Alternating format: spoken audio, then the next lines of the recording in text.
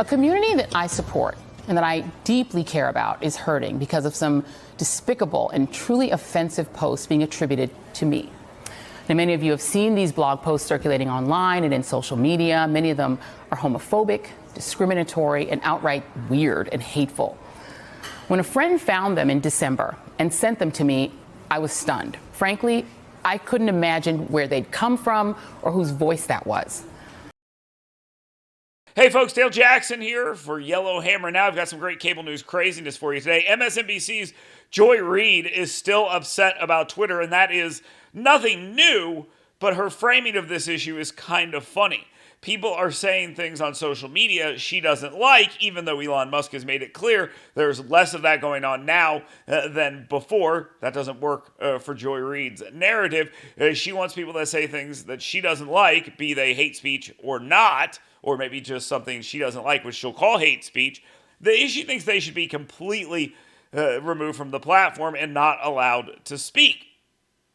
Later on, I'll show you a clip of Joy Reid saying something completely different when it comes back to her in the terrible things she has said.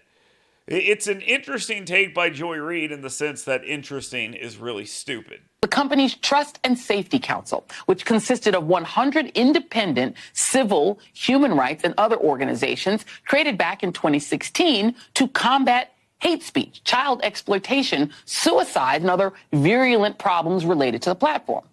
Well, that was the case until last night, when Elon Musk disbanded the group shortly before they were set to meet.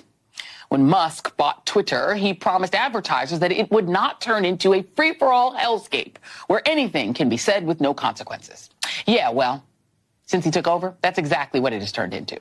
Which, while he claims to have cut the number of times that users view hate-filled tweets, the Center for Countering Digital Hate has found a notable boost in the number of tweets that use slurs. Now, as you can see on the screen, there are 4 words, none of which I can say on TV, even on cable, that have jumped in usage, one as much as 200%.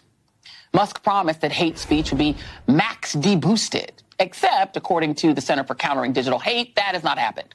High-profile, high-reach tweeters who just so happen to share conservative political perspectives have had wide leeway to promote hatred toward LGBTQ plus people.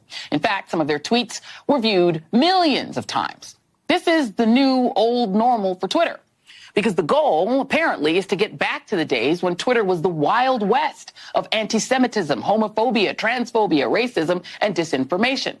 This free flow of unbridled hate speech is now the premier location for radicalizing millions of people across the globe and either ritually abusing or chasing away those they disagree with, including the former head of Twitter's Trust and Safety, the moderation guy, who's now in hiding because Apartheid Clyde keeps attacking him on Twitter. Yoel Roth is in hiding because his former tweets have now come out.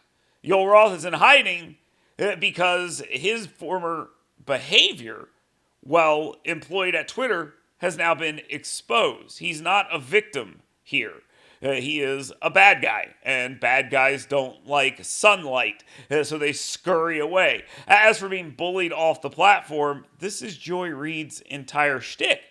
She's complaining that people are being chased off the platform while wanting to chase people off the platform. And she's arguing people are being chased off the platform by their own choice. They're leaving on their own. They're not being banned. People on the left are leaving because they don't like the fact that people who they don't like are allowed on the platform. That's why they're going to platforms like Mastodon and claiming it is a left-wing haven. They just want circular logic and they want groupthink. That's all they want, and they're mad they're not getting that. Elon Musk isn't pushing people off the platform because of their political beliefs, and this bothers Joy Reid because she wants to be able to push people off the platform because of their political beliefs. But Joy Reid hasn't always been this much of an anti-free speech hardliner. In the past, Joy Reid had some issues where she had said some pretty stupid, terrible, awful, no good things on a blog of hers. But when she got exposed, she pretended it wasn't her, or at least doesn't know the person who made those comments. She begged for forgiveness without accepting responsibility. A community that I support and that I deeply care about is hurting because of some despicable and truly offensive posts being attributed to me. Now, many of you have seen these blog posts circulating online and in social media. Many of them are homophobic, discriminatory, and outright weird and hateful. When a friend found them in December and sent them to me, I was stunned. Frankly, I couldn't imagine where they'd come from or whose voice that was. In the months since, I've spent a lot of time trying to make sense of these posts. I hired cybersecurity experts to see if somebody had manipulated my words or my former blog. And the reality is they have not been able to prove it. But here's what I know. I genuinely do not believe I wrote those hateful things because they are completely alien to me. But I can definitely understand, based on things I have tweeted and have written in the past, why some people don't believe me. I've not been exempt from being dumb or cruel or hurtful to the very people I want to advocate for. I own that. I get it. And for that, I am truly, truly sorry. I had a conversation the other day with a friend who's also an advocate in the LGBTQ community in Florida, who rightly took me to task for my tweets mocking Ann Coulter using transgender stereotypes. I apologize to my friend, and I want to apologize to the trans community and to Ann. Those tweets were wrong and horrible. I look back today at some of the ways I've talked casually about people and gender identity and sexual orientation, and I wonder who that even was.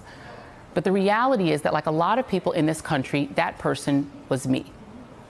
I grew up in a household that, like many in America, had conservative views on LGBTQ issues. I had friends, some of my closest friends, in fact, growing up, who I later learned were gay and who had kept it secret from me and from everyone else we were close to, because they didn't know what we would say, or if we would still be friends, or whether we would look at them differently. I can remember a friend of mine, my freshman year in college, telling me he was gay, and my knee-jerk reaction being that it was so disappointing to the women he could have married. He was so hurt, he didn't speak to me for months. There's a reason why people like Joy Reid do not like to have people who challenge them on her program, because they will bring stuff up like this and there is no response to it. Joy Reid obviously wrote some homophobic blogs, and by her own argument, that stuff should be brought up constantly and keep her off of Twitter and probably off of MSNBC. But you know what's funny about this?